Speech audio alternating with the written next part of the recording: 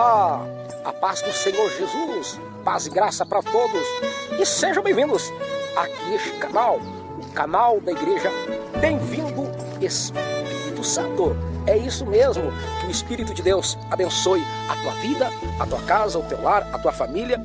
E desde já agradeço por você escolher os nossos vídeos, nossos conteúdos aqui deste canal. Que o Espírito de Deus te abençoe. Se não é inscrito, inscreva-se no canal.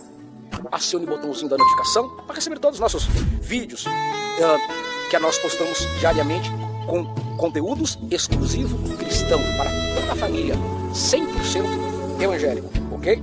Desde já eu quero agradecer e pedir a você, nos ajude a levar a palavra do Senhor.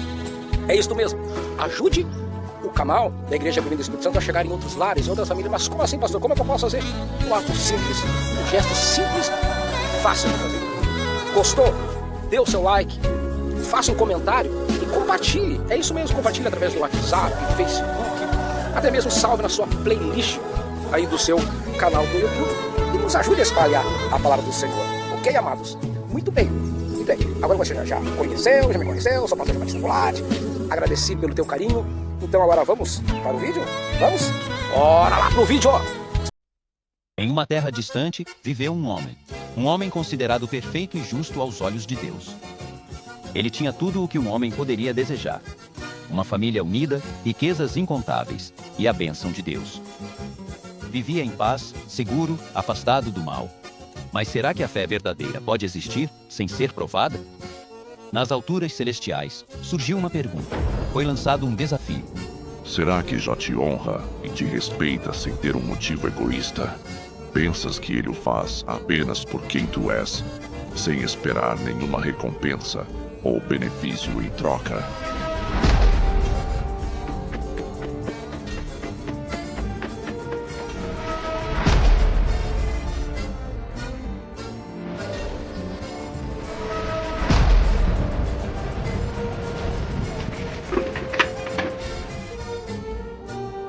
O Senhor deu, e o Senhor tirou. Em um só dia, ele perdeu todas as suas riquezas. Em um só dia, perdeu todos os seus filhos. Mas a prova mais difícil ainda alcançaria sua própria carne. Amaldiçoa a Deus e morre. Vieram amigos para consolá-lo. Algum pecado você cometeu? Mas suas palavras foram como sal na ferida. Por quê? Quando as vozes humanas se calaram, quando a sabedoria do homem falhou, o próprio Criador rompeu o silêncio. Onde estavas tu? Pode um homem permanecer fiel quando perdeu tudo? Até onde vai a justiça de Deus e sua misericórdia? O que acontece quando um homem se encontra face a face com o Todo-Poderoso? Jó, o filme. Bem-vindos ao Ecos da Bíblia.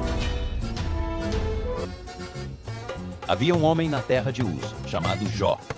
E este homem era íntegro e reto aos olhos de Deus. Era alguém que temia profundamente ao Senhor e se esforçava por se afastar de todo o mal. Não era apenas um homem bom, era considerado o mais irrepreensível de todos os homens daquela região oriental. E Deus o havia abençoado abundantemente.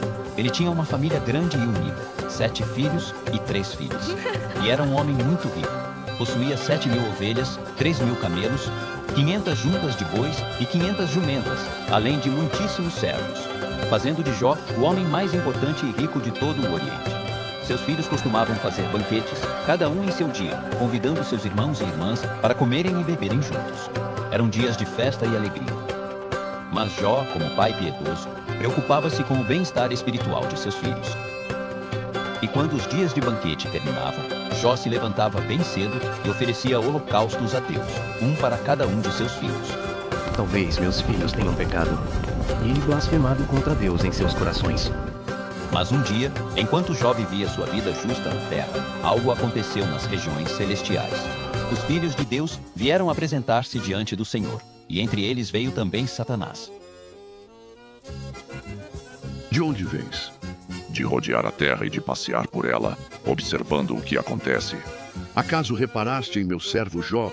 Não há ninguém como ele em toda a terra, homem íntegro e reto, que teme a Deus e se afasta do mal.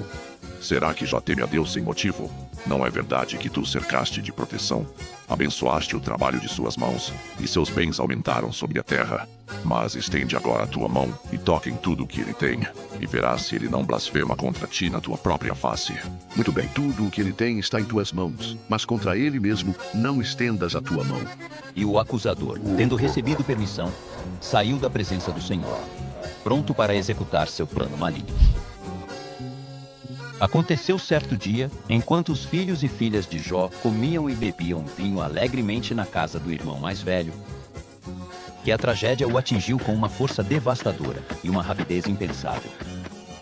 Senhor Jó, estávamos arando com os bois e as jumentas pastavam perto deles, quando de repente os sabeus atacaram. Levaram tudo e mataram os servos à espada. Só eu escapei para lhe trazer a notícia.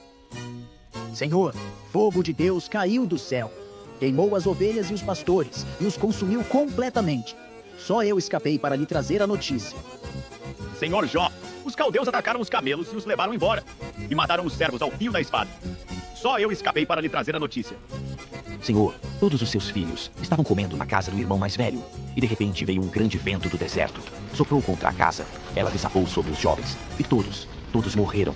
Só eu escapei para lhe trazer a notícia. Então Jó, em uma expressão de dor profunda e luto, rasgou seu manto. Em seguida, raspou a cabeça. E então, em um ato surpreendente de fé no meio da tragédia mais inimaginável, prostrou-se com o rosto em terra e adorou a Deus. No saí do ventre de minha mãe, e no voltarei para lá. O Senhor deu, e o Senhor tirou. Bendito seja o nome do Senhor. Apesar das perdas, Jó não pecou, nem culpou a Deus pelos acontecimentos. Sua fé, por enquanto, permanecia firme. Mas a prova apenas começara. Passado algum tempo, mais uma vez vieram os filhos de Deus apresentar-se diante do Senhor. E o acusador, Satanás, também veio entre eles para apresentar-se diante dele. De onde vens? De rodear a terra e de passear por ela. Notaste o meu servo Jó? Ainda não há ninguém como ele na terra, homem íntegro e reto, que teme a Deus e se afasta do mal. E ainda conserva sua integridade, embora tu me hajas incitado contra ele para arruiná-lo sem motivo justo. Pele por pele. Dizem que tudo o que o homem possui, ele dará para salvar a própria vida. Mas estende agora a tua mão e toca nos ossos e na carne dele, e verás se ele não blasfema contra ti na tua própria face. E o Senhor, permitindo que a prova continuasse para demonstrar a profundidade da fé de Jó, concordou, mas estabeleceu um limite absoluto. Eis que ele está em tuas mãos. Faze com o corpo dele o que quiseres, mas poupa-lhe a vida, não atires. Então, Satanás feriu Jó com úlceras malignas, feridas terríveis e muito dolorosas, desde a planta dos pés até o alto da cabeça. Seu corpo, antes saudável, tornou-se uma massa de dor e sofrimento. E Jó, em sua miséria, sentou-se entre as cinzas. Pegou um pedaço de caco de cerâmica para coçar-se, buscando um alívio impossível para seu tormento físico. Você ainda mantém sua integridade? De que adianta ser justo? Olhe para si mesmo. Amaldiçoe a Deus de uma vez e morra. Falas como qualquer mulher insensata. Receberemos de Deus apenas o bem, e não estaremos dispostos a receber também o mal? Apesar da dor física insuportável e das palavras amargas de sua esposa, Jó não pecou com seus lábios. Ele não blasfemou contra Deus. Logo depois, 3 amigos de Jó, Elifaz, Bildade e Zofar, ouviram de todo o mal que lhe havia sobrevenido, e vieram juntos de suas terras para condoer-se com ele e consolá-lo em sua aflição. Mas quando o avistaram, não o reconheceram. Aquele amigo, o homem rico e digno que conheciam, estava agora transformado numa figura de pura miséria. E ao vê-lo assim, romperam em lágrimas e gritos de dor. Rasgaram seus mantos em sinal de luto e lançaram pó sobre as suas cabeças em direção ao céu. Depois, sentaram-se com ele no chão, e durante 7 dias e 7 noites, permaneceram ali, em completo silêncio.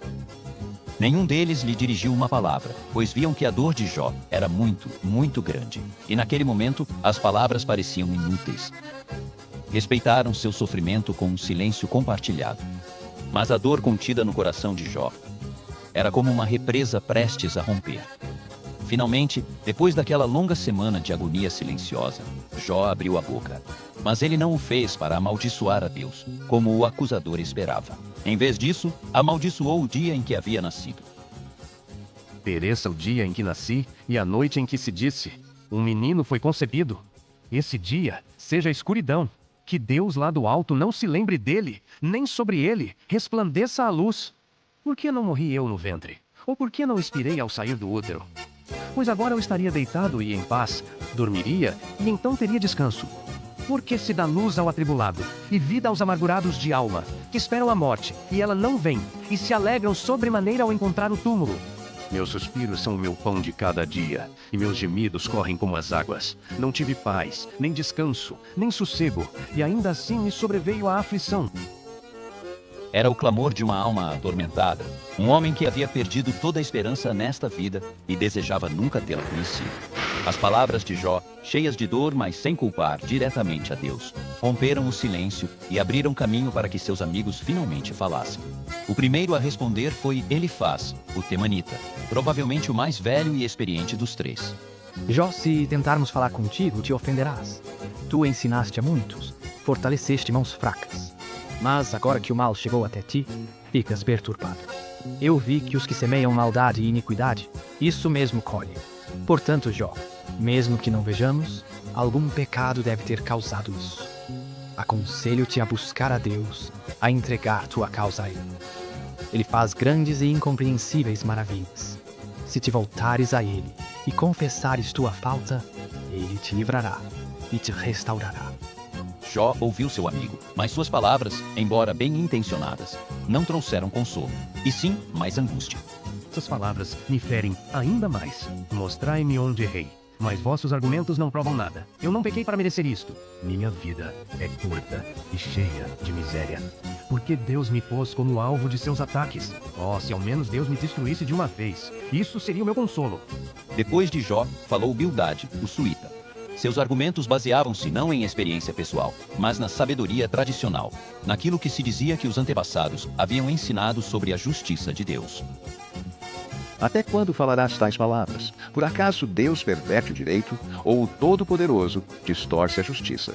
Se teus filhos pecaram contra ele, ele lhes deu o castigo que mereciam. Mas se fores puro e reto, e agora buscares a Deus, e lhe suplicares, certamente ele se levantará por ti, e tornará próspera a morada da tua justiça. Confia na sabedoria dos antigos. Deus não rejeita o íntegro, nem sustenta a mão dos malfeitores. Certamente eu sei que é assim. Mas como se justificará o homem diante de Deus? Se eu quisesse discutir com ele, não poderia responder-lhe nenhuma entre 1000 questões. Ele é sábio de coração e poderoso em força. Move montanhas, sacode a terra, caminha sobre as ondas do mar. Quem sou eu para lhe responder? Mesmo que eu fosse justo, minha própria boca me condenaria. Se eu me declarasse íntegro, ele me mostraria perverso. Ele destrói tanto o justo quanto o ímpio. De que me serve então ser bom? Sinto-me esmagado. Finalmente, neste primeiro ciclo de debate, falou Zofar, o Naamatita. Ele foi o mais direto e severo dos três, acusando abertamente Jó de esconder pecados e de merecer um castigo ainda maior. As tuas palavras vãs farão calar os homens? Dirás, minha doutrina é pura, sou limpo aos teus olhos? Ah, quem dera que Deus falasse, que abrisse os lábios contigo. Ele te revelaria os segredos da sabedoria, e compreenderias que Deus te puniu menos do que a tua maldade merece. Larga o mal que há em tuas mãos, e arrepende-te. Já ouvi isso muitas vezes. Palavras vazias, que em vez de consolar machucam ainda mais. Acham que são sábios, como se só vocês entendessem, mas eu também tenho conhecimento. Não sou inferior a vocês. Mesmo assim, zombam de mim, que clamava a Deus e recebia resposta. Se estivessem no meu lugar, talvez falassem com o mesmo desprezo. Mas eu não faria isso. Eu os consolaria, aliviaria sua dor com palavras sinceras. Em vez disso, me deixaram sozinho, exausto, marcado pelo sofrimento. Meus próprios amigos se voltaram contra mim, e só me resta chorar diante de Deus, buscando nele a compaixão que vocês não me deram. Meus dias se foram, e com eles os sonhos e desejos do meu coração. Meu espírito está quebrado, minhas forças se apagam, e o sepulcro parece já estar à minha espera. Se ainda tenho alguma esperança, ela está enterrada com os mortos, pois chamei de pai a escuridão, e de mãe aos vermes. Onde está a minha esperança? Quem poderá ver, lá agora, se tudo em mim já se apagou? Jó, embora não compreendesse a Deus e se sentisse ferido por ele, ainda assim se apegava ao seu caráter e a uma esperança futura. Mas eu sei que o meu Redentor vive e que por fim se levantará sobre o pó para me defender. E ainda que esta pele se destrua, eu sei que em minha carne verei a Deus. Eu o verei com os meus próprios olhos, não com os de outro, ainda que meu coração desfaleça dentro de mim ao pensar nisso. Jó estava disposto a confiar em Deus, mesmo que essa confiança o levasse à morte. Mas ele não abriria mão de defender sua integridade. Depois que seus amigos terminaram suas acusações, Jó proferiu sua defesa final diante deles. Não era uma resposta direta aos últimos argumentos, mas uma solene declaração de sua inocência. Era seu último esforço para limpar seu nome diante dos homens e afirmar sua retidão. Fiz um pacto com meus olhos. Como então olharia para uma virgem com intenção impura?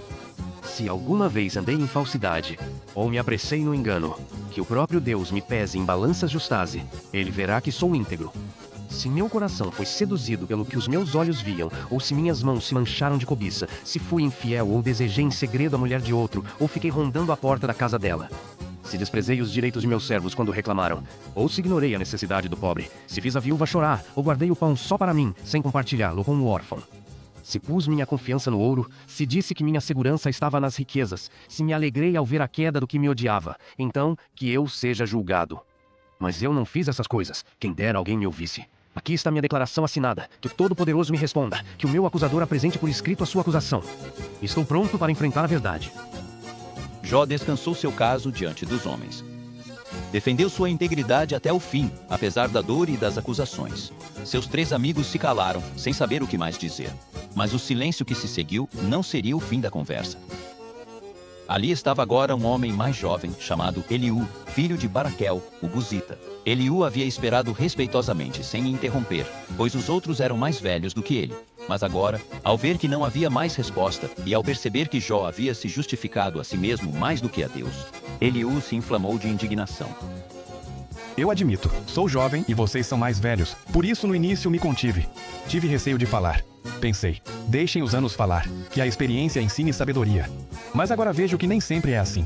Não são apenas os anciãos que têm entendimento, pois há um espírito no homem, e o sopro do Todo-Poderoso é quem dá sabedoria. Por isso peço que me escutem agora.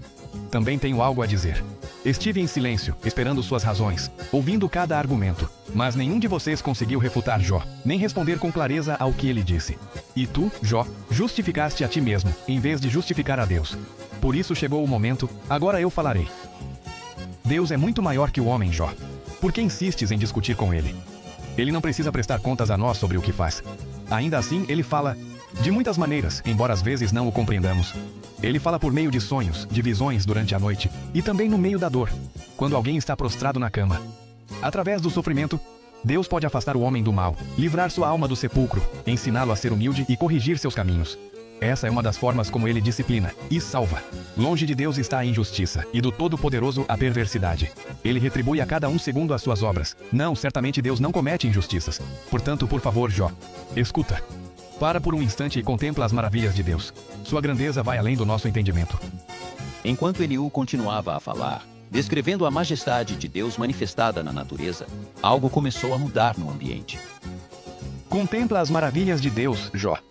Acaso sabes como ele as organiza, como faz brilhar a luz através das suas nuvens? Compreendes o equilíbrio dos céus, as maravilhas daquele que é perfeito em sabedoria?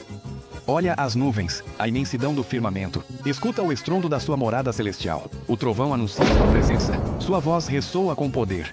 Com nuvens, ele cobre a luz, e de repente ouve-se o estrépito, uma voz que atravessa os céus. Ele guia o relâmpago até os confins da terra, e depois ruge o trovão com majestade. Deus troveja de maneira maravilhosa com sua voz. Faz coisas grandiosas, altas demais para o nosso entendimento. O Todo-Poderoso é inalcançável. Seu poder é imenso, seu juízo é justo, sua justiça é abundante. E quando disciplina, não o faz sem razão. Por isso os homens tremem diante dele, porque sua grandeza é gloriosa e insondável. Depois de tanto silêncio, depois de tantos debates humanos, o próprio Deus estava prestes a falar. A tempestade descrita por Eliú não era uma tempestade comum. Era um redemoinho carregado com o poder e a majestade do Criador. E então, do próprio coração rugente da tempestade, o Senhor finalmente respondeu a Jó. Quem é este que obscurece o conselho com palavras sem conhecimento? Agora, cinge os teus lombos como homem. Eu te perguntarei, e tu me responderás. Deus levou Jó por uma jornada através da criação. Onde estavas tu, quando eu lançava os fundamentos da terra? Dize-me, se tens entendimento. Quem determinou suas medidas, se é que o sabes?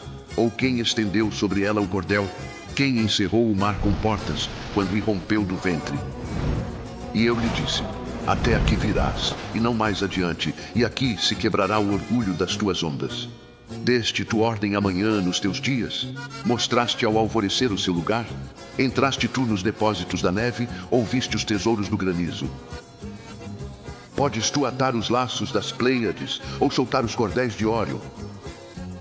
Dás tu força ao cavalo? Vestes o seu pescoço com crinas ondulantes? É pela tua sabedoria que voa o gavião e estende suas asas rumo ao sul? Ou se eleva a águia por teu mandado e põe o seu ninho no alto? Contempla agora o behemote que eu criei contigo. A sua força está nos seus lombos. Podes tu furar o seu nariz com um gancho? Poderás tu pescar o leviatã com um anzol? Ou amarrar sua língua com uma corda? Farás aliança com ele para que te sirva para sempre? Ninguém há tão ousado que se atreva a despertá-lo. Se essas criaturas não podem ser dominadas por ti, quem então poderá resistir a mim? Eis que sou insignificante, que te responderia eu. Ponho a mão sobre a minha boca. Falei uma vez, e não responderei. 2 vezes, mas não prosseguirei. Depois que o Senhor mostrou a Jó seu imenso poder e sabedoria por meio das maravilhas da criação, Jó compreendeu. Ele não recebeu uma explicação direta sobre por que sofrera tanto, mas recebeu algo muito mais importante, uma revelação direta de quem é Deus. E essa revelação mudou completamente sua perspectiva. Com profunda humildade e um coração verdadeiramente arrependido por sua atitude anterior, Jó respondeu ao Senhor uma última vez. Bem sei que tudo podes, e que nenhum dos teus planos pode ser frustrado. Eu falava do que não entendia coisas maravilhosas demais para mim, que eu não compreendia. Ouve-me, eu te peço, e falarei. Eu te perguntarei, e tu me ensinarás. Antes, eu te conhecia só de ouvir falar, mas agora os meus olhos te veem. Por isso me abomino, e me arrependo no pó e na cinza. Foi um arrependimento por ter falado com ignorância, por ter questionado a sabedoria e a justiça de Deus, a partir de sua perspectiva humana limitada. Agora ele via Deus, e isso era o suficiente. Ele faz. Minha ira se acendeu contra ti e contra os teus 2 companheiros, porque não falastes de mim o que é reto, como o fez o meu servo Jó. Apesar da sua dor e de suas perguntas, Jó lutou honestamente comigo e falou com mais verdade sobre o meu caráter do que vocês, com suas respostas fáceis e equivocadas. Agora, portanto, tomem 7 novilhos e 7 carneiros, vão ao meu servo Jó e ofereçam holocaustos por vocês mesmos. E o meu servo Jó orará por vocês, porque certamente o atenderei, para que eu não os trate segundo a vossa insensatez, pois não falaram de mim com retidão, como fez o meu servo Jó. Então Elifaz, Bildade e Zofar foram e fizeram como o Senhor lhes havia ordenado. Prepararam os sacrifícios para pedir perdão por suas palavras erradas. E então, demonstrando uma graça e um perdão extraordinários, depois de tudo o que haviam lhe feito sofrer com suas acusações, Jó orou por seus amigos. Naquele ato de obediência e perdão, começou a restauração de Jó. O Senhor restaurou em dobro tudo o que Jó possuía antes da provação. Sua prosperidade foi restituída de forma abundante. Teve 14.000 ovelhas, 6.000 camelos, 1.000 juntas de bois e 1.000 jumentas. Deus lhe devolveu em dobro tudo o que o acusador havia tirado. E também restaurou sua família. Jó teve novamente 7 filhos e 3 filhas. Chamou o nome da primeira Jemima, o da segunda Késia e o da terceira Keren-Hapuque. Não havia mulheres tão formosas em toda a terra como as filhas de Jó. E algo muito especial. Seu pai lhes deu herança entre os seus irmãos, demonstrando grande honra para com elas. Depois disso, Jó viveu 140 anos. Viu seus filhos e os filhos de seus filhos até a 4ª geração. Uma vida longa e plena, como sinal da bênção restaurada de Deus. E Jó morreu velho e cheio de dias, satisfeito com a vida que Deus lhe deu e restaurou. A história de Jó é uma jornada através do sofrimento mais profundo e da fé mais provada. Ela nos ensina que, mesmo quando não compreendemos os caminhos de Deus ou as razões do sofrimento, Ele continua sendo soberano, justo e, em última instância, bom. Mostra-nos que a fé genuína não é a ausência de dúvidas ou perguntas, mas a capacidade de se apegar a Deus mesmo no meio da escuridão mais densa. Ela nos lembra que um relacionamento honesto com Deus, ainda que inclua lamentos, é mais valioso do que respostas fáceis e falsas. E, acima de tudo, deixa-nos a esperança de que, assim como Jó viu o seu Redentor e foi restaurado, nós também podemos encontrar redenção, restauração e um conhecimento profundo e pessoal de Deus, mesmo depois das provas mais duras da vida. A fidelidade na provação, embora dolorosa, produz um caráter aprovado e uma esperança que não decepciona. Jó, o filme. Agradecemos profundamente por ter nos acompanhado nesta poderosa história de fé, sofrimento e redenção. Se este relato da vida de Jó tocou o seu coração e lhe ensinou algo valioso, incentivamos você a nos apoiar clicando em curtir e compartilhando com outras pessoas. Seu apoio nos ajuda a continuar criando conteúdo que explora as verdades transformadoras da Bíblia. Não se esqueça de se inscrever no canal para não perder as próximas produções, que buscam iluminar a palavra de Deus de forma fiel e impactante. A seguir, você encontrará outras histórias bíblicas que preparamos para você. Continue mergulhando na riqueza das Escrituras. Que a graça e a paz de Deus, que excedem todo entendimento, estejam com você.